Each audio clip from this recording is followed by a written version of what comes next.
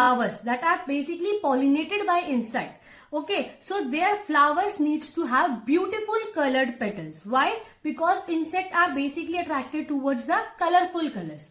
That is why the flowers that are mostly colorful have the insect pollination. They undergo pollination by insect. Now, so these are basically the sepals and petals. They are basically the accessory organs. Okay, they will not do any kind of role in the reproduction, but they are basically an accessory organ. Okay, now if I will remove this sepal, like I am removing this sepals, okay, this green colored portion which will be protecting the flower during the bud stage.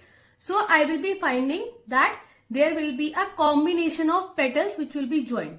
If I will be removing this petals also, so inside I will be finding the male and the female reproductive part of the flower. Let me do it for you and then I will show you that where will be the male and the female reproductive part of the flower. Now see, as I have removed all these petals, I am being left with this stick. Okay, as I have removed all the sepals, okay, and all the petals, this is the stick I have got. Okay, now this stick, above this stick I am finding here. See, if you are be able to see here, there is one stalk-like structure and on that I am having a yellow colored portion.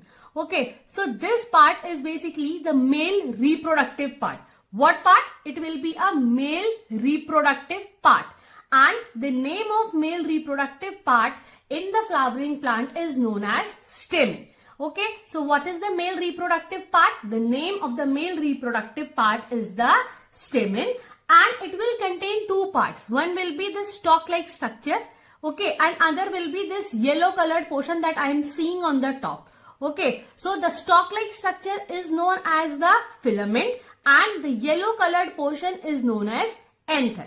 Okay, so this means that the stamen is the male reproductive part and stamen comprises of the two parts. That is, the stalk-like structure is known as filament and above what you have, that is having the anther.